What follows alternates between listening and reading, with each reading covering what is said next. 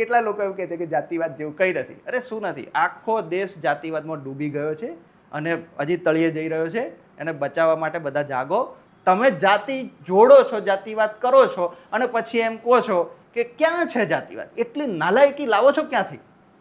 આજ તક જેવી નેશનલ ચેનલ, જે ન્યૂઝ ચેનલ તરીકે આખા દેશમાં પ્રસિદ્ધ છે, એ ચેનલ પર અમે જોયું કે અરે તુમ તો કશ્યપ હો, મેં ત્રિપાઠી હું, ક્यों ये झगड़ा कर रही हो.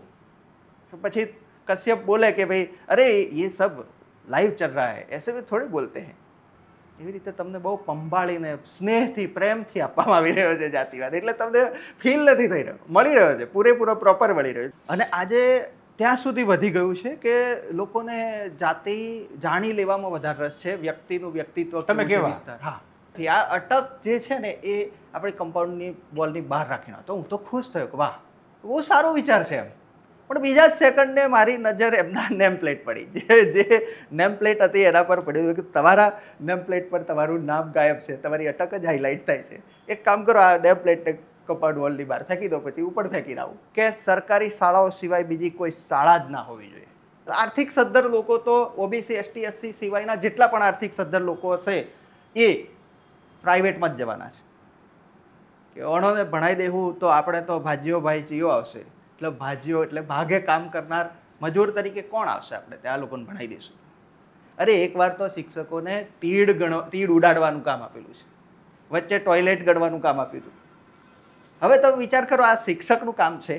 એ પછી તો જે બહાર ટોયલેટ કરે તો એને પકડવાનું કામ પણ આપ્યું. હા, તો દ્રોણાચાર્ય અંગૂઠો માગે છે તો પેલો આપી દે છે. તો એને એ એંગલમાં નહોતું શીખવાડવાનું, નહોતું બતાડવાનું. એ બતાડવાનું હતું કે ગુરુ તરીકે, શિક્ષક તરીકે તમે આવું ભેદભાવ ના કરી શકો. બોલો, વેદ ભણવો એ માત્ર અમુક એક વર્ગ સમુદાયનો જ અધિકાર છે. પીડા પામેલો વ્યક્તિ જ્યારે એ જ પીડા પોતે અનુભવી છે એ બીજાને ના આપી શકે. આપણે ચીન, રશિયા, અમેરિકા, જાપાન આવા દેશો સાથે કેમ તુલના કરતા અટકીએ છીએ, કેમ ખચકાઈએ છીએ? 26 જાન્યુઆરી આવી રહી છે, દેશભક્તનો રાફડો ફાટવાનો છે, ઘેર ઘેરથી ધાણી ફૂટે એમ દેશભક્તો નીકળવાના છે. એ બધા દેશભક્તોને એક ચેલેન્જ છે, ચાલો લડો અમારી સાથે, ખોટા સામે લડો, ચાલો જાતિવાદ સામે લડીએ, ચાલો. દેશમાં શિક્ષણમાં જાતિવાદ અને નોકરીમાં જાતિવાદ વિશે આજે આપણે ચર્ચા કરવી છે. તમને લાગતું હશે તમારી આસપાસ જાતિવાદ નથી, તમને લાગતું હશે કે તમે કહેવાતી નીચી જાતિના નથી, પરંતુ હજુ પણ કેટલાક એવા લોકો છે જે પોતાને કહેવાતી ઊંચી જાતિના માનીને મોટા ભાગની આ દેશની જનતા સાથે અન્યાય કરે છે, કારણ કે તેઓ માને છે કે આ કહેવાતી નીચી જાતિના છે. આપણને લાગે આ બધું જતું રહ્યું છે, જમાનો જતો રહ્યો છે, હવે એવું કંઈ છે નહીં, એવું કંઈ રહ્યું નથી, પરંતુ શિક્ષણની વ્યવસ્થામાં પણ છે અને નોકરીઓની સિસ્ટમમાં પણ છે, અને આપણી આસપાસ ભમતી રમતી, જેને આપણે સરકારી સિસ્ટમ કહીએ છીએ, તેમાં પણ છે. તમને લાગતું હોય કે આ બધું અતિશયોક્તિ ભર્યું છે તો ચોક્કસથી આ એપિસોડ તમે શરૂઆતથી અંત સુધી સાંભળજો. આપણે વાત કરવી છે જયેશ વરિયા સાથે. આમ તો જયેશ વરિયા પ્રોફેસર છે, શિક્ષણવિદ છે, પણ તેઓ જાતિવાદના મામલે વારંવાર આ સમાજને સતત વિચારવા માટે, મજબૂર કરવા માટે પ્રયત્નશીલ રહે છે. માટે હું એમને કર્મશીલ પણ કહીશ. આપણે સીધી જ વાત કરીએ જયેશ વરિયા સાથે કે કઈ હદે જાતિવાદ હજી પણ આપણી આસપાસ જીવે છે, અને હવે આપણે પીડિત હોવા છતાં પણ એ જાતિવાદના પીડિત આપણી જાતને નથી માનતા, કારણ કે હવે જખમના અસુર બની ગયા છે. નમસ્કાર જયેશભાઈ, કેમ છો? ખૂબ ખૂબ આભાર. સ્વમાનથી ધક્કો મારો પેલું વાંચ્યું મેં અને શેર પણ કર્યું. અને આપણે ધક્કો મારવાનું કામ કરી રહ્યા છીએ કે ભાઈ જ્યાં થોડું અટકી જ ગયો છે દેશ, એવું લાગે એક વિચાર પર, તો આપણે એ ધક્કો મારીએ છીએ કે અહીંથી આગળ વધો હવે. એટલે જ્યારે આ કામ એવું છે કે એક શિક્ષક તરીકે, એક પ્રોફેસર તરીકે એક પદ પર ગયા પછી લોકો ટકોર પણ કરતા હોય, કેટલાક ગુસ્સામાં અપશબ્દો પણ કહેતા હોય. તે બધું સાંભળીને, બધું ઘૂંટડા ભરીને પછી અમે તો પણ બોલવાનું બંધ કરતા નથી. એનું કારણ એટલું જ છે કે જ્યારે આપણે કોઈ પણ ખરાબ વસ્તુની સાફ સફાઈ કરીએ થોડુંક તો આપણું બગડે, શરીર બગડે. ગંદકી સફાઈ કરીએ તો એના ઉડે, થોડા છાંટા ઉડે. એવી આ વસ્તુ છે. તો ઘણીવાર એવું થતું હોય કે મારી સાથે કે ઘણા બધા લોકો એવું પણ કહેતા હોય કે તમે જાતિવાદી છો. જ્યારે આપણે જાતિવાદનો વિરોધ કરતા હોય કે જે જાતિ આધારિત ભેદભાવની ઘટનાઓ બનતી હોય, જે કલંકરૂપ છે આપણા દેશ ઉપર. આજે તમે જુઓ કે આપણે દેશ આઝાદી પછી કેટલો આગળ વધવો જોઈએ, એ બીજા દેશોની તુલના કરીએ, આપણી તુલના કોની સાથે થાય? આપણે કોની સાથે પોતાને જોઈએ છીએ એ પણ બહુ મોટી વસ્તુ છે. આપણે હંમેશા પાકિસ્તાનને આપણી સાથે જોડીએ કે પાકિસ્તાનમાં તો આવું છે, આપણે ઘણા આગળ છીએ.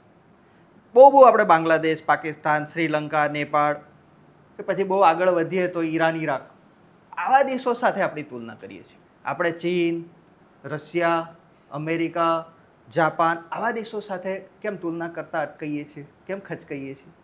કેમ કે આપણે જાણીએ છીએ, ક્યાંક ને ક્યાંક આપણે જાણીએ છીએ કે આપણે તુલના કરીશું તો આપણે બહુ નીચે હોઈશું. તો એ ક્યારે બદલાવ આવશે કે જ્યારે આપણે જાતિ આધારિત આ એક સંકુચિત માનસિકતા છોડીને પ્રતિભાને મહત્વ આપીશું. અને એ પ્રતિભાનું સૌથી પહેલું જો હનન થતું હોય, એની હત્યા થતી હોય તો એ શિક્ષણ ક્ષેત્રમાં થાય. કેમ કે શિક્ષણ ક્ષેત્ર એવું ક્ષેત્ર છે કે એમાંથી દેશને સેવા કરનારા તમામ ક્ષેત્રોના લોકો તૈયાર થાય છે. એ પછી પોલીસ વિભાગ હોય, મિલિટરી હોય, ગમે તે, એ ક્લાસ 1 2 થી લઈને કલેક્ટરથી લઈને છેલ્લે પટાવાળા સુધીની આપણી જે પોસ્ટ છે એ બધી જ સર્વિસમાં અત્યારે ગુજરાતના કેટલા 27 વિભાગ છે ને, 27 વિભાગ, એ તમામ વિભાગના કર્મચારીઓ ક્યાંથી તૈયાર થાય છે મને કહો? એ નેતાઓ પણ ક્યાંથી તૈયાર થાય છે મને કહો? શિક્ષણમાંથી. તો તમે શિક્ષણ જ એવું આપશો તો તમારો જે દેશને કહેવાય ને લીડ કરનારો જે સમુદાય છે, જે વર્ગ છે, એક તો કર્મચારી વર્ગ ને બીજો રાજનીતિમાં નેતૃત્વ કરનાર, એ કેવા પેદા કરી રહ્યા છો તમે? ટૂંકમાં કઈ તો કોર વેલ્યુઝમાં જાતિવાદ ઘૂસી જાય. બિલકુલ. અને ત્યાં અમે પ્રહાર કરી રહ્યા છે કે અહીંયા મૂળમાં બદલાવ થવો જોઈએ. મેં તો એવા શિક્ષકો અત્યારે શિક્ષકોની સમસ્યા પર પણ આપણે જઈશું, પણ શિક્ષકોમાં એ માનસિકતા પણ મેં જોઈ કે એ પ્રતિબિંબિત થઈ છે કે ઘણા શિક્ષક એવું પણ બોલતા એ સમયે અમે જ્યારે ભણતા ત્યારે કે અમારી ત્યાંની લેંગ્વેજ જે છે પંચમહાલ વિસ્તારની, કે ઓણોને ભણાવી દેવું તો આપણે તો ભાજીઓ ભાઈ ચીયો આવશે, એટલે ભાજીઓ એટલે ભાગે કામ કરનાર મજૂર તરીકે કોણ આવશે, આપણે ત્યાં લોકોને ભણાવી દઈશું. એ સમુદાયમાંથી નીકળીને આપણે આગળ વધ્યા કે ચાલો એક શિક્ષક તરીકે આવું ના હોવી જોઈએ માનસિકતા. એ દ્રોણાચાર્ય સાથે આપણે તુલના કરી કે લઈ ભાઈ ચાલ અંગૂઠો આપી દે. તો દ્રોણાચાર્યને આદર્શ બનાવ્યા લોકોએ કે હું જોઉં છું કે ભાઈ જો ગુરુ શિષ્યની ભક્તિ, તો દ્રોણાચાર્ય અંગૂઠો માગે છે તો પેલો આપી દે છે. તો એને એ એંગલમાં નહોતું શીખવાડવાનું, નહોતું બતાડવાનું. એ બતાડવાનું હતું કે ગુરુ તરીકે, શિક્ષક તરીકે તમે આવું ભેદભાવ ના કરી શકો. એની જગ્યાએ એને આદર્શ બનાવી દીધો. આદર્શો જ ખોટા પકડીએ છીએ, જ્યાં જોઈએ ત્યાં આદર્શ ખોટા પકડાવી દે છે. અને કયા લોકો છે જે આદર્શો, ખોટા આદર્શો પકડાવે છે તમને, એ પણ સવાલ કરીએ છીએ અમે તો. અને આ સવાલ એવા તીખા પડે છે અમને કે એટલે જયેશ્વરિયા બધાને ખૂંચતો પણ હશે, ખટકતો પણ હશે, પણ એની પરવા કર્યા વગર એક સાચા શિક્ષક તરીકે એક સમાજનું જે પરિસ્થિતિ જે છે એના ઉપર બે ધડક બે ખોફ બોલવું, જેમ તમે બોલી રહ્યા છો, એના પરિણામ આવી રહ્યા છે. અને મારી ચર્ચામાં નથી જવું કેમ કે અત્યારે રિસ્ટ્રિક્શન લાગુ પડે છે યુટ્યુબ ચેનલમાં. જો કે સાચી વાત છે, ઘણા સ્વમાનીઓ જોડાયા છે, એ પણ એક હકીકત છે. કેમ કે સાચું બોલો તો સ્વાભાવિક છે, લોકો સ્વીકારે છે. પણ આપણી આ ચર્ચાનો વિચાર મને જોઈશ એટલા માટે આવ્યો. હું તમને કહું તો તમને આશ્ચર્ય થશે. મને મળવા માટે એક વ્યક્તિ આવે છે. એ વ્યક્તિ મને મળવા માટે કેવી રીતે આવ્યા? તમારા દર્શક તરીકે મને જોતા હતા. આ સરકારના ઓફિસર રેન્કના માણસ, એ એમના પત્ની સાથે કંઈ પસાર થતા હતા રસ્તા પર, 4 રસ્તા પર સિગ્નલ પર મને મળી ગયા. એટલે પહેલાં એમને લાગ્યું કે આ માણસ તો નહીં હોય, એટલે એમને ધારી મારી સામે જોઈને નક્કી કરીને પછી મને બોલાવ્યો અને મેં વાત કરી. પછી મારા નંબર શેર કર્યા. પછી મને કે મળવું જ સાહેબ. 2 દિવસ એમને સતત ફોન કર્યા. એટલે મેં કીધું કંઈ તો કે મારે ઘણી બધી વાતો શેર કરવી છે. મને લાગ્યું કે કંઈક હશે, મળીએ. મને મળવા આવ્યા એટલે એમને કીધું કે મને એવું થાય છે કે હું આ નોકરી સરકારી છોડી દઉં. મેં કીધું ભલા માણસ, ઓફિસર રેન્કનો માણસ છો, નોકરી છોડી દેવાનો વિચાર કેમ કરો છો? એનું કારણ શું? એટલે મને કે સાહેબ મારી સાથે જાતિગત ભેદભાવ થાય છે. મેં કીધું કઈ પ્રકારે? તો કે આમ કંઈ ના કરે પણ તમને ફિલિંગ ટેકનિકલી એટલે હું એના ઉપર કંઈ કરી ના શકું, પણ ટેકનિકલી એ લોકો મારી જોડે એવું કરે કે મને ફીલ થાય છે. તો હું વિચારું છું કે મેં એક નોકરી તો છોડી દીધી, હવે બીજી આ નોકરી ઉપર લાગ્યો. મને હતું કે આ વિભાગમાં નહીં થાય, પણ અહીંયા એવું થાય છે તો હું છોડી દઉં. એટલે મેં એમને સમજાવ્યા કે આપણે છોડવાની જરૂર નથી, સિસ્ટમમાં રહો, તમે કામ કરો. તમને ખબર જ છે તમને આ લોકો પર ગુસ્સો છે, છતાંય તમે આ સત્તાની સામે કંઈ કરી નથી શકતા. તો અમારા જેવા પત્રકારો છે કે જેમને બોલવું છે, એમને મુદ્દા જોઈએ છે, તો તમારા વિભાગમાં થતો ભ્રષ્ટાચાર મને આપો ને તમારો રિવેન્જ એવી રીતે લો, એમ કરીને મેં એમને તૈયાર કર્યા. આ જરૂરી વસ્તુ છે. આ તમે જે કર્યું ને એ જ અમે કરી રહ્યા છીએ. અમારી સાથે પણ આમાં ઉદાહરણ બનેલા છે. ખુદ મારી સાથે મારો અનુભવ તમને કહું કે શિક્ષકમાંથી હું ઘણી સ્ટ્રગલ રહી, લડત રહી મારી. જીપીએસસી સૌ જાણે છે, જે જાણતા હશે મને એ મિત્રો જાણે છે. જીપીએસસીની ઇન્ટરવ્યૂ પ્રથા સામે મારી લડત રહી. એ પુસ્તક પણ લખાયું, ભ્રષ્ટાચાર કે જાતિવાદ ટાઇટલ સાથે. ઘણાને ટાઇટલ પણ ખૂચ્યું. અને એમાંથી નીકળીને અમે સિલેક્ટ થયા બીજી ફરીવારની જાહેરાતમાં. એ જ મેરિટ સાથે બહુ મહેનત પાછી કરી અમે, અને ઇન્ટરવ્યૂમાં ફરીવાર ન્યાય થયો. અને એ ન્યાયથી અમે પોસ્ટ મળી અમને. કોલેજમાં પહેલા દિવસે અમે જઈએ છીએ અને આમ ક્લાસ 2 બન્યા હોય તો સ્વાભાવિક છે કે એક એ વર્ગ ઊંચો એનો જે હોદ્દો છે એનો એક હોય છે, પ્રોટોકોલ હોય છે. તો તમે હાજર થાવ તો રિસ્પેક્ટથી તમને આવકારે. પર જે સ્ટાફ હોય એની વચ્ચે તમારું એક પરિચયનો એક સામાન્ય વેલકમિંગ તો કરે એટલીસ્ટ. તો મને આ રીતે પૂછવામાં આવ્યું કે આમ બેઠા હોય આમ કરીને, આમ બોલો ભાઈ તમારું નામ શું છે ભાઈ, આ રીતે. એટલે પહેલાં તો મને ઝાટકો પહોંચ્યો કે આ કઈ રીતે પૂછી રહ્યા, છતાં પણ આપણે વિનમ્રતાથી જવાબ આપ્યો. તો પેલી ફિલ્મી સ્ટાઇલ જેવું થયું મારી સાથે કે નામ સંભળાયું નહીં, ફરીથી નામ બોલો. એટલે ફરી જોરમાં નામ કીધું કે મારું નામ જયેશ વરિયા છે. અને હું મારો પરિચય આગળ વધારતો જ હતો કે હું આ વિસ્તારનો છું. એમ બસ આપણે છે ને જયેશભાઈ બરાબર છે. આ વરિયા અટક બટકમાં અમે માનતા નથી. આ અટક જે છે ને એ આપણી કમ્પાઉન્ડની બોલની બહાર રાખીને તો હું તો ખુશ થયો કે વાહ, બહુ સારો વિચાર છે એમ. પણ બીજા જ સેકન્ડે મારી નજર એમના નેમ પ્લેટ પડી. જે નેમ પ્લેટ હતી એના પર પડ્યું કે તમારા નેમ પ્લેટ પર તમારું નામ ગાયબ છે, તમારી અટક જ હાઇલાઇટ થાય છે. એક કામ કરો, આ નેમ પ્લેટને કમ્પાઉન્ડ વોલની બહાર ફેંકી દો, પછી ઉપર ફેંકીને આવું. પછી ત્યાંથી શરૂ થઈ ગયું પહેલા જ દિવસે, ક્લેશની શરૂઆત પહેલા જ દિવસે. એટલે જાતિ કયા રીતે હવે ચેન્જ થયું છે, થોડું મોડિફાઈ. વાત ઉપરથી હું એક બીજું ઉદાહરણ આપું, જે બધાએ જોયું હશે, પત્રકારો તો ખાસ જોતા હશે. તમે કોઈ પોલીસ કર્મચારીને જોશો ને તો એ જયેશ વરિયા હોય માની લઈએ, અને એમના પિતાનું નામ રમેશભાઈ હોય, તો એ જયેશ રમેશભાઈ વરિયા નહીં લખાવે, અથવા જયેશ આર વરિયા નહીં લખાવે, એ જયેશ રમેશભાઈ લખાવશે. એને એ હાયરાર્કી બતાવવામાં આવે છે. હા, એવી જ રીતે જાતિવાદની હાયરાર્કીની તમે વાત કરી રહ્યા છો. ભલે આ ટેકનિકલ છે, આવો કોઈ કાયદો નથી, પણ પેલો માણસ પછી ત્યાં જાય ને એટલે અંદર જાતે સમજી જાય કે આ કરવાનું ના નહીં કરવાનું. બિલકુલ ફિલિંગ એવી કરે. હા, અને આજે ત્યાં સુધી વધી ગયું છે કે લોકોને જાતિ જાણી લેવામાં વધારે રસ છે, વ્યક્તિનું વ્યક્તિત્વ તમે કેવા. હા, એટલે એમાં રસ એટલો પડે છે. એનું રસ પડવાનું કારણ શું? તો કે એને જાણીને કરવું છે શું, તો એને ભેદભાવ ચલાવવો છે. અને આ એજ્યુકેશનથી જ જો ઘૂસેલું હશે તો આપણે કઈ રીતે દેશમાં આને મુક્ત કરી શકીશું? આ જે પરિસ્થિતિ છે એને બદલી શું? નહીં, પણ જે લોકો માનતા જ નથી કે શિક્ષણમાં જાતિવાદ છે, જે લોકો એવું માને છે કે શિક્ષણ જાતિવાદથી મુક્ત છે, એના માટે તમે કેવી રીતે સમજાવી શકો? હું એના માટે એટલું સમજાવીશ કે જે નવી ષડયંત્રકારી નીતિઓ ઘડે છે એ અધિકારીઓની અટકો જોઈ લો એકવાર. રાજ્યના જેટલા પણ ક્લાસ 1 સુપર ક્લાસ 1 અધિકારીઓ છે એની અટકોનો ડેટા કાઢો, અને એ આદેશો શું કરે છે જુઓ તમે. હવે વાત નીકળી છે તો હું એના પર લઈ જાઉં કે પ્રાથમિક શાળાનું જે શિક્ષણ છે એના પર બહુ બબાલ ચાલી, શિક્ષકોને કામ કરવા દેતા નથી, ભણાવવા દેતા નથી. શિક્ષકો કહી રહ્યા છે. કેમ શિક્ષકો કહી રહ્યા છે? સરકારી પ્રાથમિક શાળાના શિક્ષકો જ કેમ બૂમો પાડી રહ્યા છે? અને ખાનગી શાળાઓમાં તો આવું ચાલે, ખાનગી શાળામાં તો વધારે શોષણ થાય છે, ઓછો પગાર આવે તોય ત્યાં મહેનત કરે શિક્ષક. એમ કરીને શિક્ષકો પર એક રીતે સમાજ પણ એના પર હુમલો કરે. તમે વિચારો કે શિક્ષક કામ શું કરે છે, તમને આખું કહું તમને. સવારે સ્કૂલમાં જાય, શાળાએ જાય, 10:30 વાગ્યાના સમયે એ શાળામાં જાય.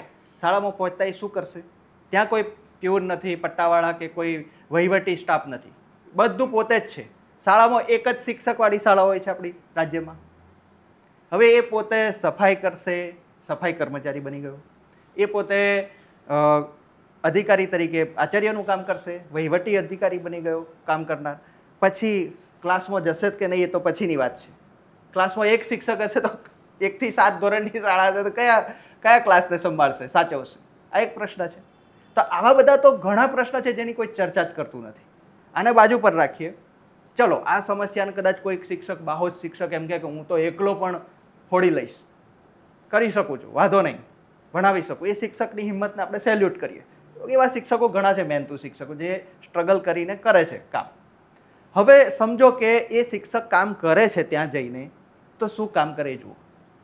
એને 1 કલાક તો પ્રાર્થના કાર્યક્રમ કરવાનો છે. મતલબ સવારે 10 થી 11 એ શું કરશે, 10:30 થી 11:30 શું કરશે, પ્રાર્થના કરશે.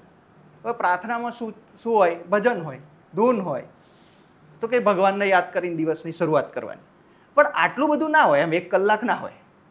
આવી અમે દલીલ કરી, ગુણોત્સવમાં 10 ગુણ પ્રાર્થનાના એડ કરેલા હતા. આજે ગુણોત્સવ ચાલતો હતો ને, ગુણોત્સવ વાળું તમે જાણતા હશો, આપણી શાળાઓ ગુણોત્સવથી, આ ગુણોત્સવે સૌથી વધારે ડેમેજ કર્યું શિક્ષણને. સૌથી વધારે નુકસાન આ ગુણોત્સવ આવ્યા પછી થયું છે. કેમ કે શિક્ષકો મજબૂર થયા. પહેલા ગુણોત્સવનું રિઝલ્ટ જોઈ લો ને, ખબર પડશે.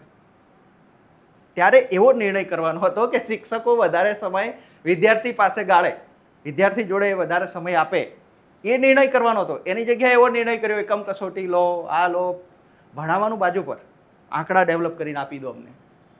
આ ખેલ ચલાવ્યો, જેથી કરીને આંકડામાં તો બેસ્ટ બની ગઈ બધી શાળાઓ, A grade, B grade, C grade. પણ હકીકતમાં A ગ્રેડની શાળામાં પણ એવા 25-50 બાળક મળી જશે જેને વાંચતા નહીં આવડતું હોય. કયા કારણથી? કેમ કે જે શિક્ષક અને વિદ્યાર્થીનો રેશિયો છે, અને એ રેશિયા પ્રમાણે શિક્ષક હોવા જોઈએ, અને એ રેશિયાથી એ શિક્ષક માન લો 5 કલાક 6 કલાક છે તો 4 કલાક એના વિદ્યાર્થી જોડે રહેવો જોઈએ, એ રહેવા દેતા નથી. તો પણ આ બાબતને જાતિવાદ સાથે કેવી રીતે જોડીને જોઈ શકાય? હું બિલકુલ જાતિવાદ જ છે. હું સાબિત કરી શકું છું, આપણા મંચ પરથી હું કહું છું. હા, કે સરકારી પ્રાથમિક શાળાના જે બાળકો છે એ કયા વર્ગ સમુદાયના છે? OBC, ST, SC વર્ગ સમુદાયના વધારે હશે. કેમ કે એમની પાસે આર્થિક સદ્ધર લોકો તો OBC, ST, SC સિવાયના જેટલા પણ આર્થિક સદ્ધર લોકો હશે એ પ્રાઇવેટમાં જ જવાના છે. સરકારીમાં નહીં મૂકે, મૂકતા જ નથી. કેમ કે અમને ખબર છે કે વધારે સારી ગુણવત્તાવાળું શિક્ષણ ક્યાં મળશે. એટલે જે પછાત છે, મધ્યમ વર્ગના છે, એ સરકારી શાળાઓમાં અને કોલેજોમાં એડમિશન લે છે. ત્યાં શું ખેલ માંડ્યો છે કે શિક્ષકને સૌથી વધારે બિઝી રાખો, કે ભાઈ સવારથી લઈને સાંજ સુધી રિપોર્ટિંગ કરે, ફલાણું ઢેકણું તાઇફા કરે, મેળાઓમાં જાય. મેં યાદી મોકલાવી હતી તમને, 150 કામગીરીઓ છે. 232 કે 34 દિવસનો કામગીરીનો આખા વર્ષનો સમય હોય, 232 દિવસ કામ કરે શિક્ષક. એમાંથી 150 તો દિવસ એના બધા ઉત્સવો ઉજવવામાં, તાઇફાઓ કરવામાં જાય છે, અને એ પાછું એના ફોટો કરવાના, અહેવાલ બનાવવાના, રિપોર્ટિંગ કરવાનું. એટલે તમે ભણાવતો ક્યારે હશે તમે મને કહો? અને પછી છાસવારે ગમે તે મેળા આવી જાય, એમાં 200 ભરવા કંડક્ટર બનાવીને મોકલી દે શિક્ષકને. અરે એકવાર તો શિક્ષકોને તીડ ઉડાડવાનું કામ આપેલું છે, વચ્ચે ટોયલેટ ગળવાનું કામ આપ્યું હતું. હવે તમે વિચાર કરો, આ શિક્ષકનું કામ છે. એ પછી તો જે બહાર ટોયલેટ કરે તો એને પકડવાનું કામ પણ આપ્યું. હા, હમણાં નવું એક કામ આવ્યું છે, કૂતરા ભગાડો, કૂતરા પકડો. એ જતું રહ્યું, એ તો જતું રહ્યું છે. અને તલાટીઓ માટે ના આવ્યું છે, શિક્ષકોને પણ. હા છે, ઘણા અમારા જે એજ્યુકેશન વિભાગમાં જે છે એમને આવ્યું જ છે. પણ તો આનાથી શું આપણે નક્કી કરી શકીએ? આવું કરવાથી શું થાય? ચાલો માની લઈએ કે આમાં જાતિવાદ છે. OBC, ST, SC સમુદાયના જે બાળકો છે એ ભણી નહીં શકે, ક્વોલિટી એજ્યુકેશન નહીં મેળવે. માન લો ભણશે તો અક્ષર જ્ઞાન જેવું ભણશે, નોર્મલ સાધારણ, અને એ ક્વોલિટીવાળા નહીં બને. એટલે પછી તમે સમજી શકો છો. એટલે સરકારી પ્રાથમિક શાળાઓને જાણી જોઈને એના શિક્ષકોને વ્યસ્ત રાખવામાં આવે છે. એની પાછળ આ જ છે, જાતિવાદ જ છે. તો માની લઈએ ચાલો શિક્ષણથી આ થયું, પણ જે લોકો ખાનગી શિક્ષણ મેળવે, OBC, SC, ST ના જે કે થોડા લોકો, અને આ કોમ્પિટિશનમાં જોડાય છે, અને એ પણ ઈચ્છે કે અમે પણ સરકારનો એક ભાગ બનવા માટે સરકારી ભરતીઓમાં જઈએ, પછી એમને ઇન્ટરવ્યુમાં ઉડાવી ત્યાં તો પછી એ જ વસ્તુ થવાની, ત્યાં તો સમાનતાનો ને હક મળવાનો છે ને. હા, પણ પછી ઇન્ટરવ્યુમાં કાપી દેશે. GPSCના ઇન્ટરવ્યુમાં અમે લખ્યું છે ને, GPSCનો જે ગપસકીઓ ખેલ છે એના વિશે લખ્યું છે ને અમે, કે કઈ રીતે 5 અને 35 ગુણનો ઇન્ટરવ્યૂ તફાવત કરે. હમણાં તાજેતરનું પરિણામ જોયું આપણે, 7 ગુણવાળાને 27 ઇન્ટરવ્યુમાં, અને 8 ગુણવાળાને 27 ગુણ આપી દીધા, અને 7 વાળાને 5 આપી દીધા. પણ એ તો ઇન્ટરવ્યૂ કમિટી નક્કી કરતી હશે ને, કંઈક જોઈને ગુણ આપતી હશે. પણ એવું કઈ રીતે હોય કે તમે લેખિત પરીક્ષામાં 175 ગુણ લાવો છો, 175 ગુણ લેખિત પરીક્ષામાં, અને તમે ઇન્ટરવ્યુમાં માત્ર 10 ગુણ, અને જેના 50 પણ નથી, 49 ગુણ છે જે ઉમેદવારના, એના 75-70 એટલે 100ના અનુપાતમાં થાય ને. તો પાછું તો ગણિત પાછું, એ તો એના પર વિડીયો કર્યો છે આપણી ચેનલ પર વિગતે. The trial time YouTube channel છે, એના પર એ જયેશભાઈની ચેનલ છે, ધ ટ્રાયલ ટાઈમ. અને એ તમને ફેસબુક યુટ્યુબ બંને પર જોવા મળશે. એટલે એમના જે આ વિચારો છે એનું ડીપલી એનાલિસિસ કરી અને એમનો જે પક્ષ છે એ મજબૂત રીતે આ બધી ચેનલ ઉપર રજૂ થાય છે. એટલે તમારે ત્યાં જોડાવું પણ જોઈએ એમની સાથે. તો જોડાય છે લોકો, જોડાઈને જુએ છે અને સમજે પણ છે, સમજી પણ રહે. મને ઘણા આખા રાજ્યભરમાંથી હવે કોલ આવે છે કે સાહેબ આ ખોટું થઈ રહ્યું. ઘણા યુવાનોના કોલ આવે છે કે મને અમારી સાથે આ અન્યાય થયો. તમે કહો છો એવું જ થયું સાહેબ, પણ એવું થઈ જાય પછી તમે કેમ જાગો છો, કેમ લડતા નથી? એમને પણ થઈ ગયું તો પણ ક્યાં જાગે છે કોઈ? થયા પછી મેં ક્યારેય નથી સાંભળ્યું કે આવું થઈ ગયું એ લોકો આંદોલનમાં ગયા કે કંઈ હા, બોલ્યા કે રજૂઆત એમનો કરી ડર કે છે, વોટેવર. એમનો ડર છે. એમને ડર છે કે બીજી વારના પ્રયત્નમાં કદાચ હું બોલીશ, લડીશ તો બીજી વારના પ્રયત્નમાં પણ સિલેક્ટ નહીં કરે તો આવા ડરપોક લોકો સિસ્ટમમાં જાય તો કામના પણ શું છે? સ્વાભાવિક છે કે એમને કદાચ એવું લાગતું હોય, હતાશા થઈ હોય, ચારે બાજુથી વારંવાર એમને આ અનુભવો થયા હોય. ઘણા લોકો વારંવાર આટલું લડે છે, લડ્યા પછી 2-4 વાર લડ્યા પછી એ છોડી દેતા કેમ કે એમને સહયોગ પણ નથી. એ જ કહું છું કે ઓબીસી એસટી એસસી સમુદાયમાંથી હજી પણ એટલું સોશિયલ કહેવાય ને એમ જાગૃતિ સંગઠિતતા નથી. બાબા સાહેબ આંબેડકરે કીધું કે શિક્ષિત બનો, પછી શું કરશો? શિક્ષિત બનીને શું કરશો? સંગઠિત બનવાનું છે. હજી સંગઠિત નથી થયું. એટલે હું તમને કહું છું કે હું તો આ દરેક ક્ષેત્રમાં જોઈ શકું છું, ખાલી શિક્ષણની જ વાત નહીં, પત્રકારોમાં પણ હું તો જોઉં છું. પત્રકારોમાં પણ આ ભેદભાવ ચાલે છે. આજે માની લો કે જયેશ વરિયા છે કે તુષારભાઈ છે, તો એ પત્રકારિતામાં કંઈક બોલશે ને એના પર કંઈક થશે તો ઓબીસીના કે એસટી એસસી સમુદાયના આપણા જેના પક્ષ માટે આપણે પક્ષકાર બનીને લડી રહ્યા છીએ, માની લો કે જે ખોટું થઈ રહ્યું છે, આપણે કોઈ એમના એ રીતે પક્ષકાર નથી, જાતિ આધારિત પક્ષકારની વાત નથી કરતો મિત્રો. હું એ રીતે કહું છું કે ખરેખર એમની સાથે એમનો હક અધિકાર છીનવવામાં આવી રહ્યો છે કે એ બાબતને લઈને આપણે લડી રહ્યા કે બોલી રહ્યા છીએ. તો કેટલા લોકો આપણી સાથે આવશે મને કહો રાજ્યભરમાંથી? આવશે? નહીં આવે. આવ્યા જ નથી, હજી સુધી નથી આવ્યા. એટલે હું કહું છું કે જો તમે જો સીધી વસ્તુ છે આમાં, કેમ કે મેં તો જોયું છે આજ તક જેવી નેશનલ ચેનલ જે ન્યૂઝ ચેનલ તરીકે આખા દેશમાં પ્રસિદ્ધ છે, એ ચેનલ પર અમે જોયું કે અરે તુમ તો કશ્યપ હો, મેં ત્રિપાઠી હું, ક્यों ये झगड़ा कर रही हो? પછી કશ્યપ બોલે કે ભાઈ અરે ये सब लाइव चल रहा है, ऐसे में थोड़े बोलते हैं. હવે દેખો કે આટલું દેશની સામે ચાલી રહ્યું છે, છતાં પણ આ કેટલા લોકો એવું કહે છે કે જાતિવાદ જેવું કંઈ નથી. અરે શું નથી, આખો દેશ જાતિવાદમાં ડૂબી ગયો છે અને હજી તળિયે જઈ રહ્યો છે. એને બચાવવા માટે બધા જાગો, નહીં તો હજી બધું બહુ. અરે શિક્ષણથી શરૂઆત કરો એની, સૌથી પહેલાં તો શિક્ષણથી શરૂઆત. અને તમે બે શોષણની વાત કરીને એવું કહું તમને, કેવી ટેકનિકથી કરે. માની લો કે તુષારભાઈ લાગે છે કે બોલી રહ્યા છે, સોશિયલમાં જઈને સમાજમાં જઈને જોબ પણ કરી રહ્યા છે, તો એમ પહેલાં બીવડાવે, નોકરીને સાચવો, નોકરી જશે, સસ્પેન્ડ કરી દેશે. પણ સરકારની વિરુદ્ધ ક્યાં બોલી રહ્યો છું? હું તો સિસ્ટમની વિરુદ્ધ બોલી રહ્યો છું. સરકાર થોડી મારા સમાજ માટે. ના ના ના ના, તમે ભૂલો છો, એ તો તમે વિરોધમાં જ કહેવાઓ. બધું ડરાવે. આપણે ડરીએ ના ને એટલે પછી બીજો સ્ટેપ લે, ટોર્ચર સિસ્ટમ લાવે. બહુ દોડાયો થાય છે અને એને બરાબર કામગીરીના બોજમાં પાડી દો. એને એવું કામગીરી આપો કે બહાર જ ના નીકળે ઓફિસ વર્કમાંથી. આ થતું હોય છે. છતાંય એ હિંમત ના હારે, છતાંય લડે, છતાંય બોલે. તો છેલ્લે એની સાથે શું થાય? તો કે કોઈ પણ એવી બાબતમાં એને ફસાવીને કે કોઈ પણ બાબતમાં આરોપ કરીને એને સસ્પેન્ડ કરવા તરફ લઈ જવામાં આવે. ટ્રાન્સફરો થાય, બદલીઓ થાય, સસ્પેન્ડ થાય. આ બધું કયા લોકોનું થાય? સર્વે કરો, કાઢો. સૌથી વધારે સસ્પેન્ડ કયા લોકો થયા છે? હંમેશા એવું કેમ હોય તુષારભાઈ કે વર્ગ 1 અને 2ના કોઈ દિવસ સસ્પેન્ડ નથી થતા કે એમને કોઈ એવી સજાઓ નથી થતી? 1/8/18નો એવો ઠરાવ બનાવી દે વ્યક્તિ જે ગેરબંધારણીય હોય, બિલકુલ ખોટો હોય, છતાં આપણે લડવું પડે. 70 દિવસ સુધી આપણી દીકરીઓને તડકો છાંયડો વરસાદ બધું વેઠીને બેસવું પડે છે. કેમ? આ જાતિવાદ જ છે ને, બીજું શું છે? દરેક જગ્યાએ તમે આ મૂકીને જોશો તો તમને સીધું સ્પષ્ટ સાબિત દેખાશે કે જાતિવાદ દરેક ક્ષેત્રમાં ચાલી રહ્યો છે. આજે જુઓ કે તમે કોઈ પણ આપણો પત્રકાર હશે, એની સાથે કંઈ પણ ખોટું થશે તો બીજી ચેનલવાળા નહીં બતાવે, કોઈ નહીં બતાવે. પણ એમના જાતિનો, એમના અટકધારી કોઈ પત્રકાર હશે, એવું બતાવશે કે જાણે આભ તૂટી પડ્યું છે અને દુનિયા લૂંટાઈ ગઈ છે અને તમે ખતરામાં આવી જવાના, બધા તમે ખેદાન મેદાન થઈ જવાના, તમારા ઘરમાં તમે સુરક્ષિત નથી. પબ્લિકને એવું આમ માહોલ બનાવીને ખેંચી લેશે. કેમ? એમનો છે એટલે બચાવવાનો, બીજો છે તો પારકો, દેશનો નાગરિક નથી? આ કયા દેશભક્ત લોકો છે કે જે દરેક એંગલમાં જાતિ જોડ કરે? તો અમે પણ બતાવીશું. દરેક એંગલમાં જાતિ બતાવીશું અમે પણ. જો અહીંયા જાતિ જોડી તમે જાતિ જોડો છો, જાતિવાદ કરો છો અને પછી એમ કહો છો કે ક્યાં છે જાતિવાદ? એટલી નાલાયકી લાવો છો ક્યાંથી? અને અમે એમ કહીએ છીએ કે આ રહ્યો જાતિવાદ બંધ કરો, એ સુધારાનું કામ છે, તો તમને ખટકે છે કે ક્યાં છે? હતો જ નહીં, આપણા દેશમાં એવું કશું હતું જ નહીં. અને ઇતિહાસ એમના ઘરનો ખબર નહીં કઈ વોટ્સએપ યુનિવર્સિટીનો ખોદી લાવે છે અને બતાવે છે કે જો અહીંયા આમાં આવું હતું. અરે તમે જો, આ એક પુસ્તક હું લઈને આવ્યો છું, અત્યારે અભ્યાસક્રમમાં છે. એ વખતના સમાજ સુધારક કહેવાય અને સાહિત્યમાં સુધારા યુગ ચાલ્યો છે ગુજરાતી સાહિત્યમાં. તમે જુઓ શું લખ્યું છે.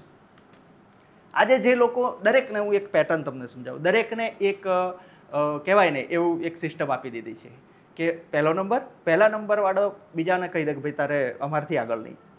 બીજા નંબરવાળો પછી અસંતોષ અનુભવ કે સાલું મને બીજો નંબર આપ્યો, તો એને કહી દે તારી નીચે છે ને ત્રીજો, તો ત્યાં રમતું, ત્રીજા ચોથા જોડે રમજા. દરેક જાતિએ પોતાનાથી નીચેની જાતિ ખોળી અને એનું શોષણ કરીને સંતોષ મેળવવાનું ખોળી દીધું. એનું કારણ કે ભારતીયોનું જનમાનસ પહેલેથી એવું રહ્યું કે એ પોતાના સુખને નથી જોઈ શકતો, બીજાના દુઃખને જોઈને ખુશ થાય છે કે હા આનાથી મારે ઓછું દુઃખ છે.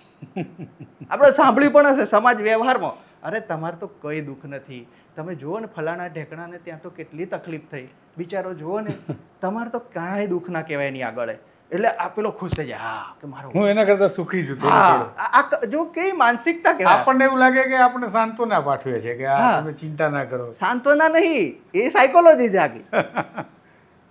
એ દેશની અંદર આપણે બદલાવ કરવા નીકળ્યા હોય એ તો સ્વાભાવિક છે. થોડું ઘણું ગાળો એ દેશે લોકો, તમે ગાળથી કે કોઈ કેસ થઈ જશે કે કોઈ પણ એવી બાબતથી ડરો છો તો તમે દેશભક્ત છું એ કહેવાનું બંધ કરી દો. 26 જાન્યુઆરી આવી રહી છે, દેશભક્તનો રાફડો ફાટવાનો છે, ઘેર ઘેરથી ધાણી ફૂટે એમ દેશભક્તો નીકળવાના છે. એ બધા દેશભક્તોને એક ચેલેન્જ છે, ચાલો લડો અમારી સાથે, ખોટા સામે લડો, ચાલો જાતિવાદ સામે લડીએ, ચાલો. છે મંજૂર? દેશને આગળ વધારવો હોય તો તમે ધાણીની જેમ ફૂટી નીકળો છો એક દિવસ માટે. અમે રોજ આ કામ કરીએ છીએ. ચાલો ખાલી સમર્થનમાં એ વિડીયો શેર કરે તોય ઘણું, એ નથી કરી શકતા. એટલા કાયર ડરપોક લોકો છે કે એમનો આત્મા તો સાચું કહે જ છે. દરેકને હું કહું છું, મારો વિરોધ કરનાર લોકો જ્યારે મને પર્સનલ મળે ને ત્યારે એમ કે યાર તમારી વાતમાં દમ છે, સાચું બોલો છો, સેલ્યુટ છે, એ બધું કહેશે. તમે આટલું જોબ કરતા જઈને પણ તમે સમય કાઢીને દેશ માટે, સમાજ માટે, લોકો માટે સારો સુધારો આવે માટે આટલું કરો છો, એમ કરીને આપણું પ્રોત્સાહિત પણ કરશે. પણ એ વ્યક્તિ કદી વિડીયો બોલીશ નહીં. હવે આ રીતની એટલે આ સિસ્ટમ બની ગઈ છે. તમે જે કહો છો એ કે હું હંમેશા કહું છું કે ભગતસિંહના નામે બહુ ચારે લોકો, હા, પણ એ પાછા એવું કે ભગતસિંહ પેદા ભલે થાય પણ બાજુના ઘરમાં, અમારા ઘરે નહીં. બિલકુલ. ભગતસિંહને વાંચ્યા નથી હોતા. જ્યારે એમને આપણે એમનું લખાણ આપીએ ને તો એમને તો હવે મારે નથી બોલવો, નહીં તો હવે જશે ગાડી પાછી ગળાના લાગડી દુભાઈ જાય છે. ભગતસિંહને વાંચીને ગળાની લાગડી દુભાઈ છે. જે લોકો ભગતસિંહનું નામ બોલતા હોય બોલવાનું બંધ કરી દે છે, એવાય મેં તો જોયા છે. એટલે ભગતસિંહને વાંચો તો ખબર પડે કે એમને કયા લેવલનું બલિદાન આપ્યું છે અને કયા લેવલની વિચારધારાથી એમનો એક લેખ વાંચી લો તો જીવન બદલાઈ જાય એવું લખ્યું છે. એમના લખાણમાં જે દમ, ખમ, તાકાત આવી છે એ દેશના ભવિષ્યને માટે બહુ જરૂરી છે. પણ એ નહીં બતાવતા. એ ખાલી ફોટો ફ્રેમ બતાવી છે એમને, ખાલી કે અમે ભાઈ વીર શહીદના બસ અમે ફોલોવર છીએ, બસ આટલું જ છે, બીજું કંઈ છે નહીં. જીવનમાં ક્યાંય એમને શહીદીનો ખુમારી કે એવું જોવા મળતું નથી. અને એ શિક્ષણમાં શિક્ષક આપી પણ નહીં. શિક્ષક ત્યાં વિદ્યાર્થી, હું તો પ્રોફેસર બન્યા પછી હું જોઉં છું કે મને એમ હતું કે પ્રાથમિક શાળાના શિક્ષક તરીકે વિદ્યાર્થીઓ જોડે સમય નથી પસાર કરી શકાય, આ બધી પળોજણમાંથી નીકળું તો ત્યાં હું વિદ્યાર્થીઓને ભણાવીશ. શું ત્યાં જઈને પણ એ જ સ્થિતિ જોઈ રહ્યો છું. અને પાછું બોલવાનું પણ નહીં, કહેવાનું પણ નહીં. નહીં તો પાછું એક તો આપણે ખોટું થતું હોય એમાં સહયોગી થવાનું થાય. આપણા જેવા જીવને તો કેટલું અકળામણ આપે, અને મારા જેવો તો ક્યારે બાટલો માટે કહેવાય નહીં. એટલે એ વસ્તુના લીધે મને એમ થાય છે કે આપણે એક શિક્ષક કે પ્રોફેસરને માત્ર ને માત્ર એને ભણાવવા સિવાયનું કામગીરીમાં ના જોતરવા જોઈએ. જો તો એવું કરી રહ્યા છીએ તો આપણે બહુ મોટું દેશને નુકસાન પહોંચાડી રહ્યા છીએ. જે પણ તંત્ર છે, વ્યવસ્થા છે, એ આ ષડયંત્રમાં ભાગરૂપ છે. એ અધિકારીથી લઈને જે આ રણનીતિ બનાવનારું વર્ગ છે એ અમારો નથી. જો અમે જે દિવસે રણનીતિ બનાવશું, અમે પહેલે જ દિવસે લખી દઈશું શિક્ષકે સવારથી સાંજ સુધી ભણાવવાનું, બીજું કંઈ કામ કોઈ જ નહીં. અને અમે અચાનક આવી જઈશું, જોઈ લઈશું કેટલું ભણાવ્યું. કોઈ રિપોર્ટિંગ નહીં, કશું નહીં, કોઈ હિસાબ નહીં. અમે બાળકને પૂછીશું એને કેટલું આવડે છે, એ તારું પ્રમાણ. ચલો, બહુ શિક્ષકો ઉત્સાહથી કામ કરશે, પણ આ તો રાત્રે 12 વાગે 2 વાગે મેસેજ આવે શિક્ષકને કે ભાઈ સવારે તારે ગાડીમાં બસ ભર લઈને આવવાનું છે. તો જો એ કયા લેવલ પર ચાલતું, આપણે એ વાત અધૂરી રહી ગઈ. મિથ્યાભિમાન, લોકો મિથ્યાભિમાની છે. અત્યારે હું ભણાવી રહ્યો છું પ્રોફેસર તરીકે, અને એ ભણાવતા ભણાવતા હું જોઈ રહ્યો છું કે 1870માં પણ કોઈ બદલાવ નહોતો, અને એની સામે સુધારા માટે જે લખાયું હતું આજે એ બદલાઈ ગયું છે, થોડુંક સ્વરૂપ બદલાયું છે. લોકો મોઢા પર તમને નથી કહેતા, ઇનડાયરેક્ટલી તો જાતિવાદ રાખે જ છે. જો આમાં ઘટના એવી બને છે કે જે બ્રાહ્મણ છે એનો દીકરો એને પૂછે છે કે સોમનાથ અને રઘનાથ બે પાત્રો છે. આખી વાર્તા તો નહીં કહી શકીએ આટલા નાનકડા આમાં પોડકાસ્ટમાં, પણ એ સંવાદને ખાસ ધ્યાને લેજો. એ સંવાદ એટલે હું તમને કહી રહ્યો છું જેથી કરીને તમને ખ્યાલ આવે કે એ જમાનાનો સામાજિક સંદર્ભ શું હતો. એ હકીકત જે છે એ એના પર જ એમણે લખ્યું છે. બાપા, વાણિયાને, કણબીને કે રજપૂતને વેદ સંભળાવાય કે નહીં? આજે બધા લોકો જે બૂમબરાડા કરે છે કે અમે તો આમ ને સનાતન ધર્મ અમારો, ત્યારે આ પરિસ્થિતિ હતી. કેટલા વર્ષ પહેલા? 100, 150, 200 વર્ષ પહેલાની વાત છે, બહુ જૂની વાત નથી. ત્યારે તમે વેદ નતા વાંચી શકતા, કેમ કે સંવાદ તો એ સામાજિક સંદર્ભ આપે જ છે. કે તો જવાબ શું છે? નહીં, એ લોકોને પુરાણોક્ત શ્લોકથી કર્મ કરાવવું, એમના આગળ વેદનો મંત્ર ભણાવાય નહીં. બોલો, વેદ ભણવો એ માત્ર અમુક એક વર્ગ સમુદાયનો જ અધિકાર છે. તમે ક્યારે ભણ્યા છો? હજી નથી ભણ્યા. હજી હવે તમને અધિકાર મળી ગયો. બંધારણ આવ્યા પછી તમને અધિકાર મળ્યો છે. કેટલાકને તો મેં એવું સાંભળ્યું કે ભારતનું બંધારણ તો, એક મને કોલ આવ્યો હતો, એ કહે છે કે ભારતનું બંધારણ જ નડે છે એમ, અને ભારતનું બંધારણ હું તો કે બાળી નાખું, આટલી હદે બોલ્યા. મેં કહું અચ્છા, તો શું કરશો? ભારતનું બંધારણ નહીં હોય શું કરશો? તો કે રાજાશાહી હતી, રાજાશાહી લાવી દઈશું એમ. મેં કહું અચ્છા, તો હું એક કામ કરીશ, તમે ક્યાંથી બોલો છો? તો કે જુનાગઢથી બોલું છું. મેં કહું સારું, હું દાહોદથી બોલું છું. તમે જુનાગઢના રાજા બનજો, હું દાહોદનો રાજા બનીશ, અને જેવું બંધારણ ખતમ થાય એટલે દાહોદથી પહેલું આક્રમણ તમારા પર. જયેશ્વરિયા તીર કામઠાન ભાલા લઈને આક્રમણ કરશે. છે મંજૂર? શું બકવાસ કરો છો યાર? આ હાલત હતી કે વેદ ભણી નતા શકાતા. જો આગળ શું કહે છે કે એ તો છોડો, હજી પ્રો જાતિવાદ કયો છે તમને કહું. આ જાતિવાદ તો ખાલી કેવું કે બ્રાહ્મણ, ક્ષત્રિય, શૂદ્ર, વૈશ્યને લોકો જાતિવાદ કહે છે, પણ હું તો પ્રો જાતિવાદ પર લઈ જાઉં છું. એ જેણે કાંટો મતલબ બાવળ ઉગાડ્યો છે એને તો કાંટા વાગી જ રહ્યા છે. હાલત એ જુઓ તમે કે રઘનાથને પછી જવાબ આપે છે આગળના સંવાદમાં. હા, વ્યાકરણ શાસ્ત્ર ને પુરાણ તો વૈરાગ્ય ભણે, પણ અન્ય વર્ણથી વેદ ભણાશે? બ્રાહ્મણને તો વેદનો જ અધિકાર છે. પેશવાની સભામાં દક્ષિણા વહેંચાતી તે વેદિયાને ઉત્તમ, શાસ્ત્રીને મધ્યમ અને પુરાણીને કનિષ્ઠ દક્ષિણા અપાતી હતી. મતલબ વિચારો કે તમે ત્યાં પુરાણનો પાઠ કરાવે એ પણ નીચો થઈ ગયો વેદના આધારે. હજી તો આ સંવાદોમાં એવું લખેલું છે કે તમે એને જ્યારે રસ્તામાંથી જતા હોય અને જો તમને પુરાણ કોઈ સાંભળતું હોય તો બ્રાહ્મણ કાનમાં આંગળી નાખીને જવું, જેથી કરીને એના કાન અપવિત્ર ના થઈ જાય. પુરાણ હા લખેલું છે અંદર. આ હદે મિત્રો એ જમાનાની પરિસ્થિતિ હતી. એમાંથી આપણે શિક્ષણ મળવાથી અને બંધારણ આવવાથી તમે થોડું એ જે ફીલ કરી રહ્યા છો, સ્વેગ અનુભવી રહ્યા છો, થોડો ઘણો તમને આમ જે આત્મ કહેવાય ને સ્વમાન, તમારી ચેનલનું નામ જોરદાર છે, સ્વમાન અનુભવી રહ્યા છો એ શિક્ષણ બંધારણના કારણે. અને તમે અત્યારે જે પ્રો જાતિવાદ અનુભવી નહીં શકી રહ્યા એ પેલો ફિલ્ટર થયેલો આવે છે, જરા બદલાઈને આવે છે, એટલે ટેકનિક બદલી છે. ટેકનિક પેલો કેવું કહેવાય ને, અમારી બાજુ કહેવત છે કે ઉંદેડો ફૂંકીને ખાય, એવી રીતે તમને બહુ પંભાળીને સ્નેહથી પ્રેમથી આપવામાં આવી રહ્યો છે જાતિવાદ. એટલે તમને ફીલ નથી થઈ રહ્યો, મળી રહ્યો છે પૂરેપૂરો પ્રોપર મળી રહ્યો. એટલે તો ઓબીસી સમુદાયના જે છે જજ 0 છે સેન્ટ્રલ યુનિવર્સિટી. ઓબીસી સમુદાય છે એ કેવું કેટલું યોગ્ય? મને ઘણી વાર વિચારો બધા એમ કહેતા ઓબીસી એકતા મંચ બને, ઓબીસીની એકતા લાવો. હવે ઓબીસીની એકતાનો સમય આવી ગયો છે, પરંતુ ઓબીસીની અંદર એટલા લોકો છે અને એટલું ત્યાં વિભાજન છે કે તમને લાગે છે કે ઓબીસી એકતા સંભવ? બિલકુલ થવો જોઈએ, બિલકુલ થશે. કોણ કહે છે કે નહીં થાય? થશે. એમને એક કરનારો જે ઓબીસીમાંથી જે બુદ્ધિજીવી વર્ગ છે ને એ બહાર નથી આવતો. એટલે જ હું કહું છું કે હું સરકારી કે કોઈ પણ નોકરી કરી રહ્યો છું તો હું નોકરી કરવાની સાથે સાથે મને ઓબીસી અનામતમાં મારું સિલેક્શન થયું છે તો હું પ્રતિનિધિત્વ પણ કરી રહ્યો છું. મને નોકરી એટલા માટે જ મળી છે કે હું મારા સમાજને સમજાવું કે પ્રોફેસર કેવી રીતે બનાય. કોઈ મારા સમાજમાંથી કલેક્ટર બન્યો તો એ મારા સમાજને આવીને સમજાવી શકે કે ભાઈ આપણે કલેક્ટર બનવા માટે શું કરાય. ત્યારે જે તે સમાજમાંથી કોઈ વ્યક્તિ આગળ પહોંચશે તો એ પહોંચ્યા પછી શું કરશે? ખાલી નોકરી જ કરશે? એને અનામત એટલે જ મળી છે કે એના બાકીના લોકોને પણ એ સમજાવે કે ભાઈ જો દેશના પ્રતિનિધિત્વમાં આપણે સહભાગી થઈએ.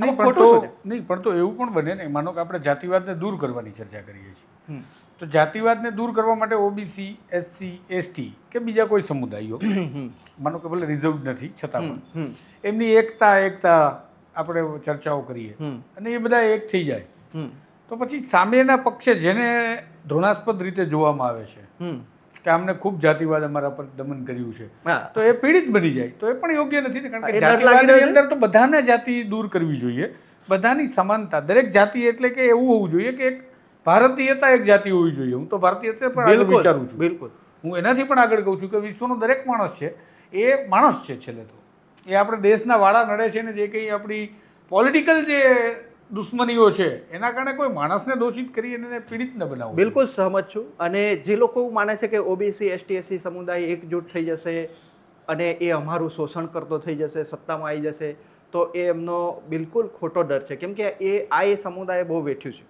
અને એ પીડા પામીને આવશે તો એ કોઈને પીડા નહીં પહોંચાડે.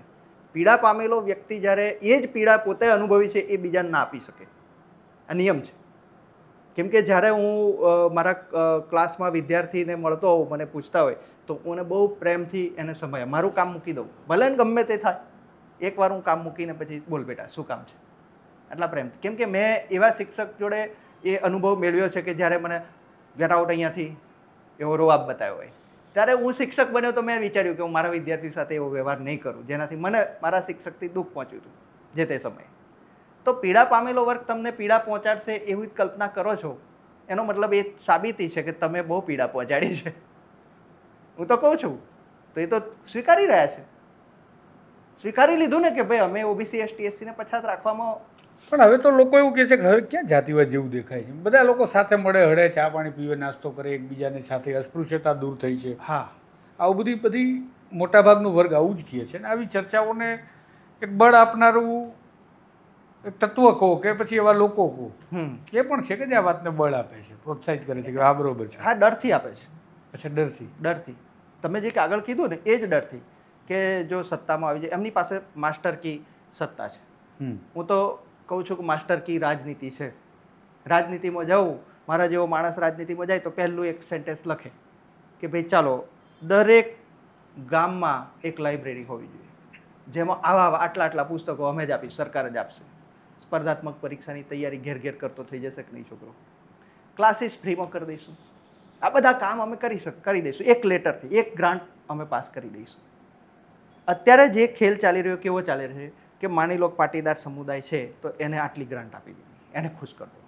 બીજો આવ્યો કોળી સમાજ, ઠાકોર સમાજ, એને આપી દો, એને ખુશ કરી દો. આ તો તમે પ્રોત્સાહિત કરી રહ્યા છો. તો પછી શું એ પ્રોત્સાહિત નથી કરી રહ્યા? એ વાત ઉપર તો હું પણ લાંબા સમયથી એક વખત મેં તો આ તો જાતિવાદને પ્રોત્સાહિત કરવા જેવું થઈ ગયું. એ રીતે જોઈએ એક અહેવાલમાં મેં કીધું હતું કે શૈક્ષણિક સંસ્થાઓ તો કમસે કમ જાતિઓના આધારિત ન કરવી જોઈએ. ખરેખર સરકાર એમાં મદદ કરે છે એનો મતલબ પ્રોત્સાહન છે. સરકાર જમીન ફાળવે છે, સરકાર એમના કન્સ્ટ્રક્શનમાં મદદ કરે છે અથવા તો એમની એફએસઆઈ કે જે કંઈ પણ મળે છે એમાં એને જે છે રાહત આપે છે. તો આ તો તમે ક્યાંક ને ક્યાંક એક જાતિવાદ પ્રમોટ કરો છો. ખરેખર જ્યારે સરકારના પૈસા જાય છે ત્યારે નાગરિકના પૈસા જાય છે, આખા દેશના પૈસા જાય છે. તો એવું કહેવું જોઈએ કે અમે તમને જમીન ચોક્કસથી આપે પણ ત્યાં ભણશે દરેકના લોકો. બિલકુલ, તમે દાતા બનીને તમારું નામ તકતી મારો કોઈ પ્રોબ્લેમ નથી, પણ ત્યાં બધાને એડમિશન. હવે મુદ્દો રહી ગયો તો એ ફરી મને યાદ આવ્યું એટલે હું કહું છું કે તમે એવું પૂછ્યું મને કે ભાઈ ઓબીસી સમુદાય જે છે એ એક કેવી રીતે થશે, બાકીના સમુદાય એક થયા તો કેમ નહીં થાય, ઓબીસી કેમ એક નહીં થાય? જો જે દલિત સમુદાય છે એમાં ઘણી બધી અટકો છે, એ બધી ભેગી થઈને બની. એટલે હું તો કોઈ એક છે એવું માનતો જ નથી. બધી જગ્યાએ આમ જોવા જાવ તો થોડી વાર ઝુંડ એક થાય છે પછી બધા જ પોતાની રીતે પાછું એક સ્પેક્ટ્રમની જેમ વિભાજિત થાય. પણ લાભ તો લે છે. લાભ હોય ત્યારે થોડી વાર માટે લાભ લે છે. ઓબીસી ભેગો થઈને હજી લાભ પણ નહીં લઈ શક્યો. અમે એ કહીએ છીએ આટલો સમુદાય જેની વસ્તી આ રાજ્યની 54% વધારે છે અંદાજિત, વસ્તી ગણતરી થાય તો વધી જાય. એ સમુદાયમાં આટલો બધો એ રહેવાનું કારણ શું છે, સંગઠિત નહીં થવાનું કારણ શું છે, તો કે ઓબીસીમાં 149 જેટલી જ્ઞાતિઓ, બહુ મોટો સમૂહ. જ્યારે મોટી વસ્તુ તમારે ઉઠાવી હોય ને તો બળ જોઈએ, સમય પણ લાગે, અને નાનકડી વસ્તુ હટાવી હોય તો થોડી વારમાં તમે એ કરી શકો. તો આ વસ્તુ આમાં છે કે આટલા રાજ્યમાં ફેલાયેલો આટલો જનસમૂહ, અને એમાંય પાછું શિક્ષણમાં બહુ પાછળ છે. ઓબીસી સમુદાયમાંથી જ્યારે વસ્તી વધારે હોય ને, ફોર્મ ભરાય, માની લો કે 10 લાખ ફોર્મ ભરાયા, તો 5 લાખ તો ઓબીસીના હશે.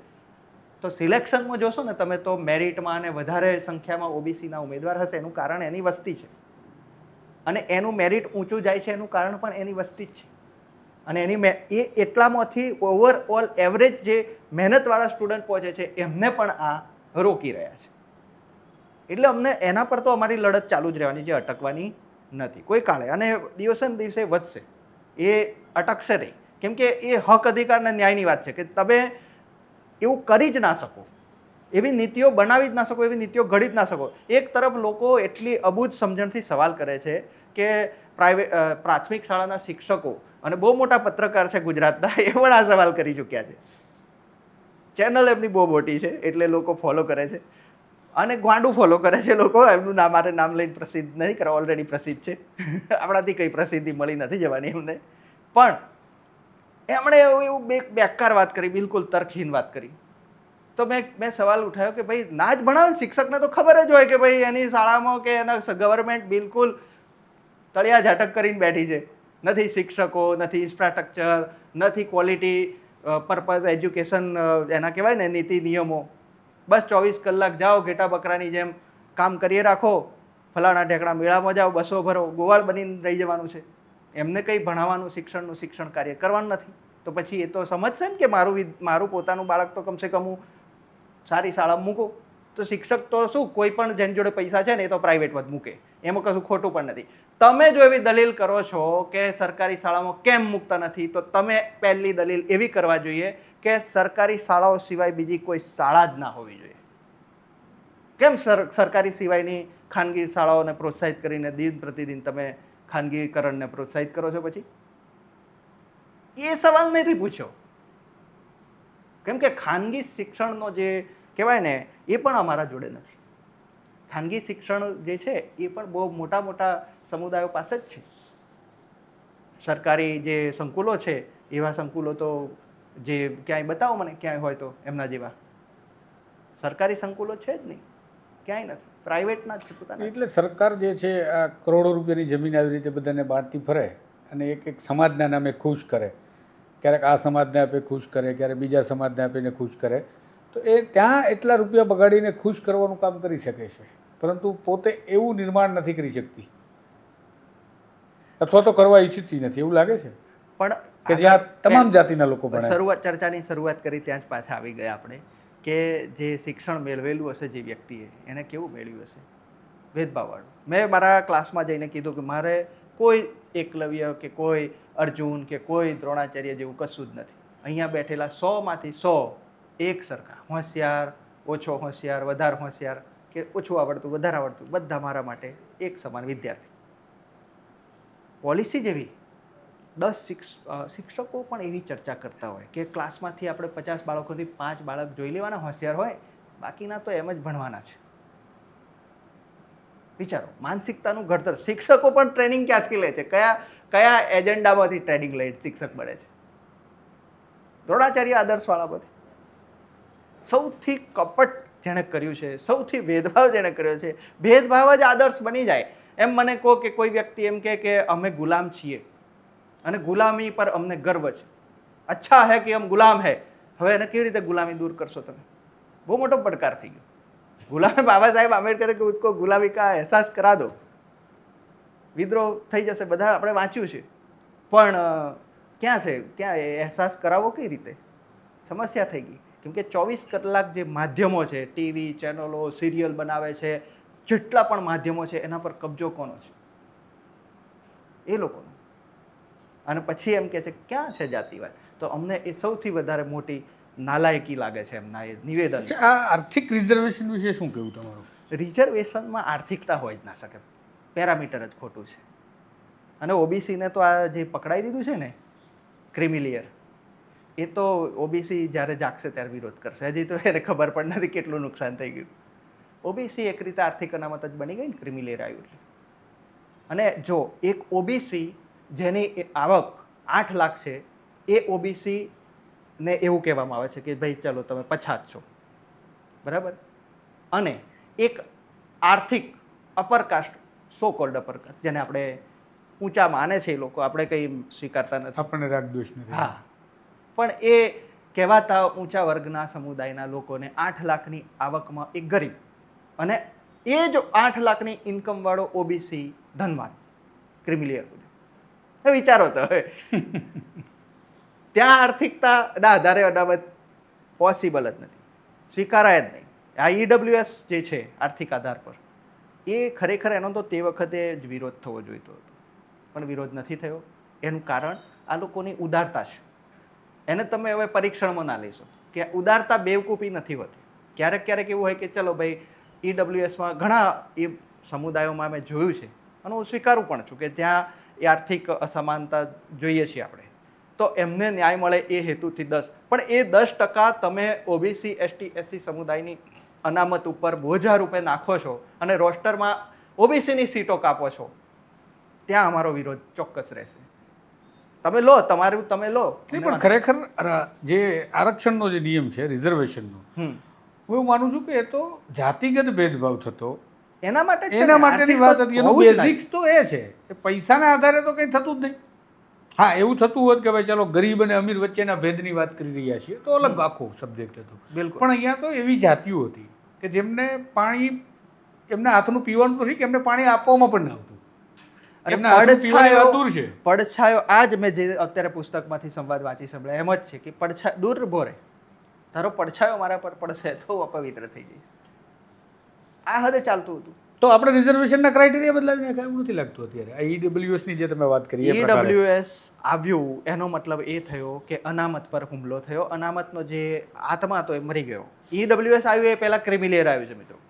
ઓબીસીમાં ક્રિમિલિયર આવ્યું એ જ ઈડબ્લ્યુએસની પેટર્ન એ જ છે ને, સેમ જ છે ને.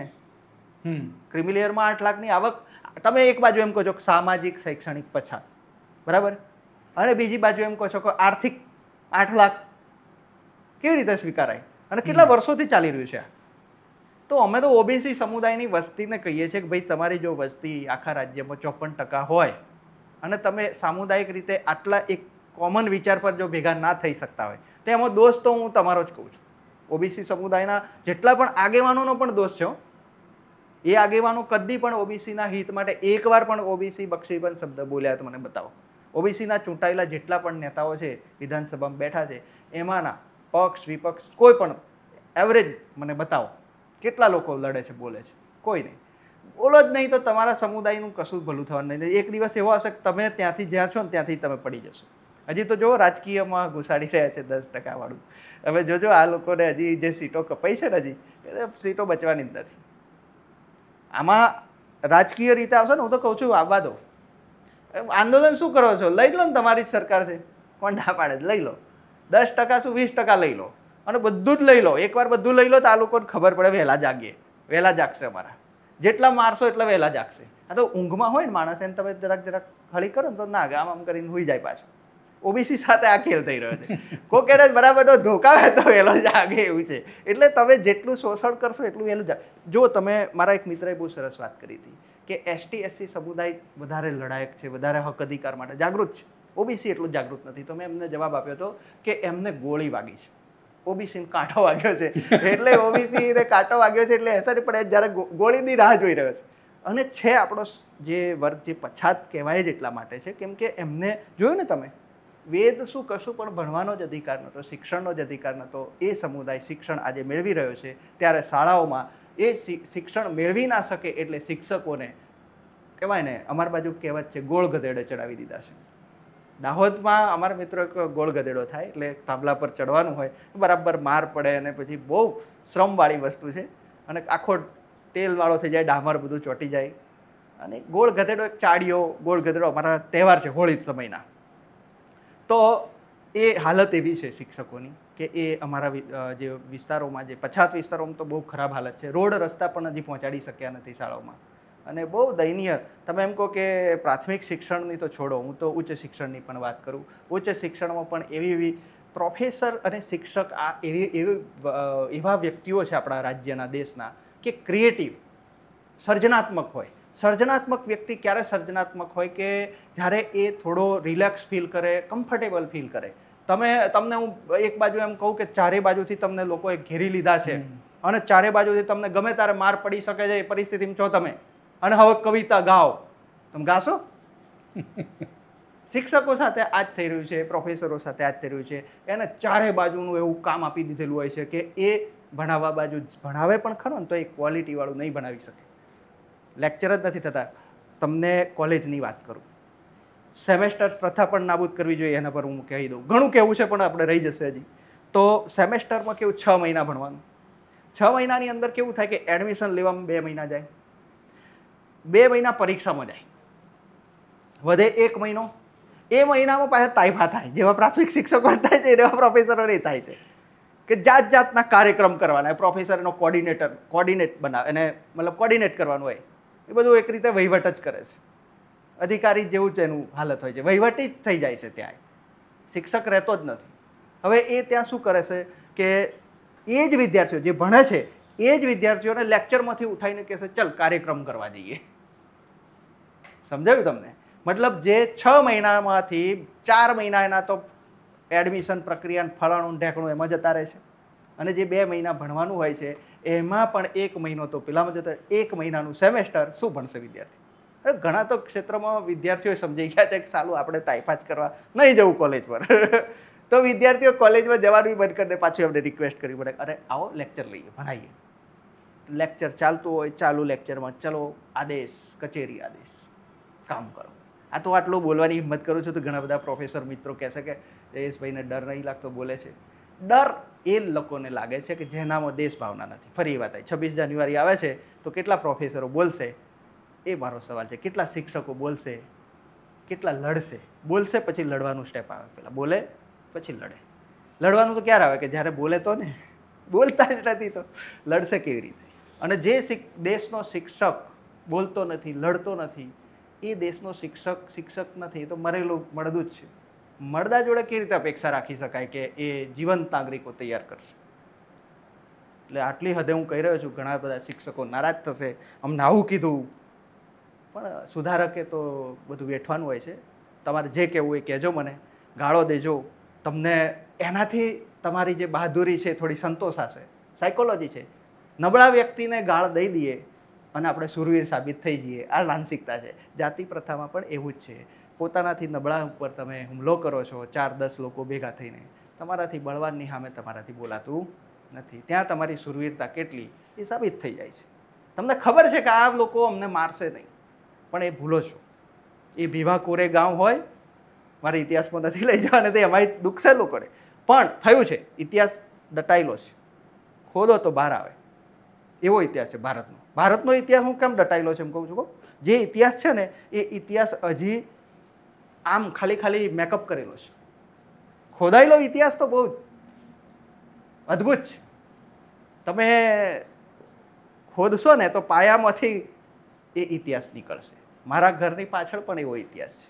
અમે ખોદ્યો અને અમને ખબર પડી કે ત્યાં એક વિહાર હતો, સ્તૂપ હતો. એ મટીરિયલનો ઉપયોગ કરીને વાવ બનાવી. સારું કર્યું વાવ બનાવી, મટીરિયલ એનું યુઝ કરી લીધું. એ લોકોનામાં એવું વૈમનસ્ય તે વખતે નહીં રહ્યું હોય કે ચલો કશુંક તોડી દઈએ ને. એ વખતે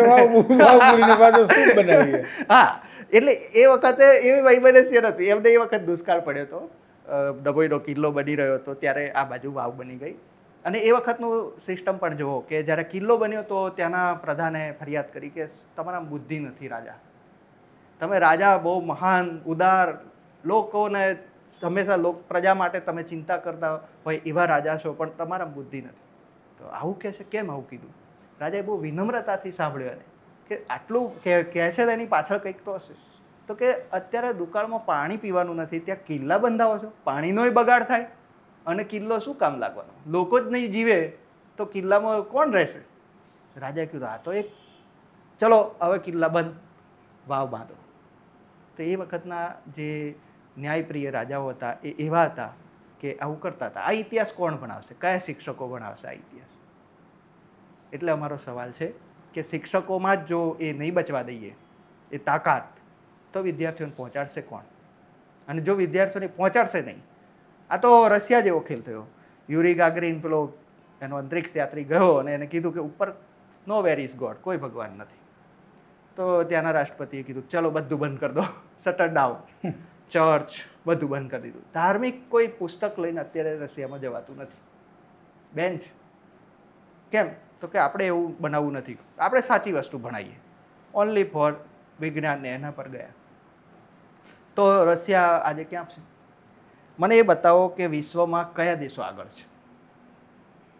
આ માન્યતાઓમાં કેદ થયેલા કે પછી એ માન્યતાથી બહાર નીકળીને તમે માનો છો, ચલો ભારતનું બંધારણ કહે છે અને માનો છો, સ્વીકારો, ચલો રાખો, માનો, એનાથી અમને કોઈ પ્રોબ્લેમ નથી, અમને તો ક્યારેક કોઈ ફરિયાદ જ નથી.